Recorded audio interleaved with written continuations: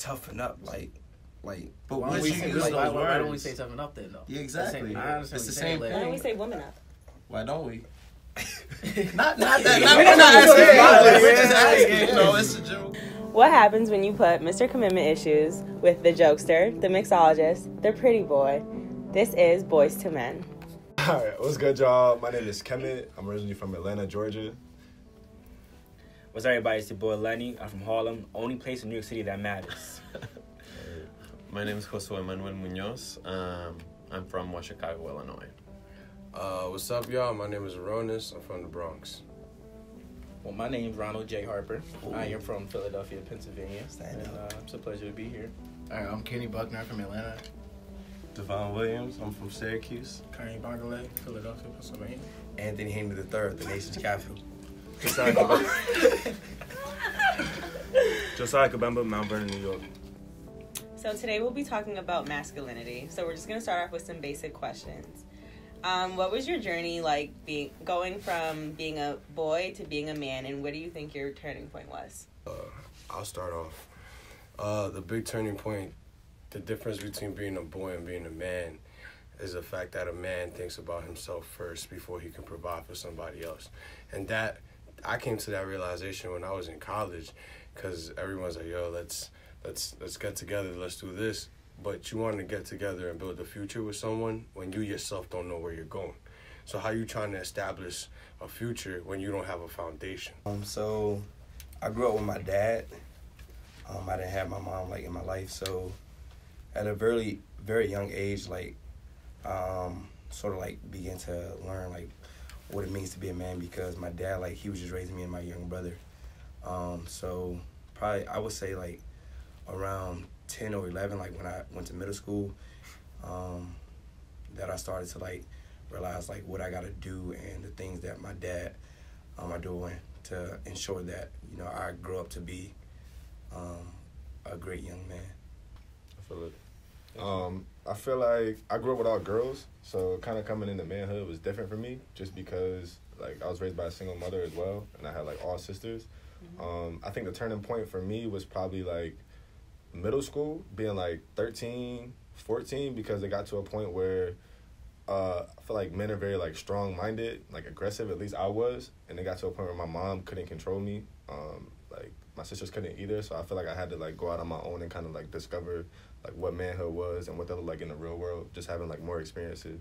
Yeah, I think it was the same age for me, 13 years old.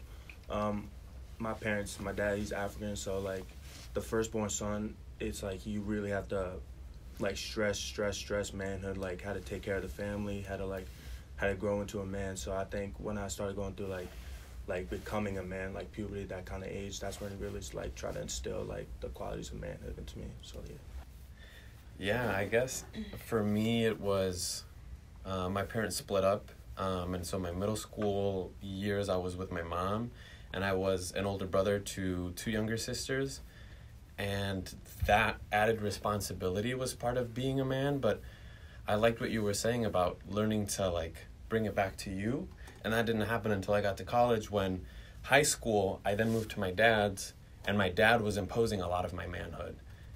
And when I got to college, it was a lot of, but actually, what kind of a man am I? Yeah. And then so once I started asking those questions, my complete understanding of manhood really, really evolved, and it wasn't inside of this box that my dad had very well defined for me.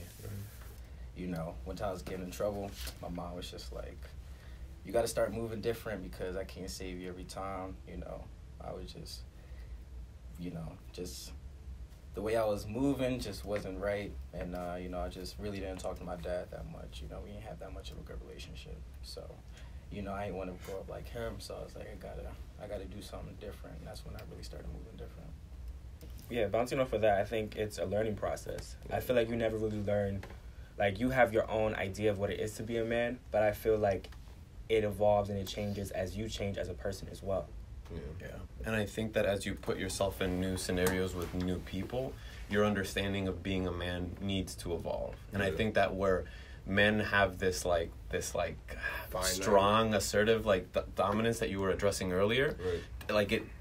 keeps men back from growing, Right. And in That's like what an I'm saying. unmanly kind of way. But it's Definitely. like that is what it means to be manly, when in reality it's a lot of like being open to flexing, or like being flexible to growth, and letting, like, whether it's women, whether it's a queer perspective, or just like listening to marginalized voices and letting your understanding of the world grow, because we have so much privilege by being man. Right.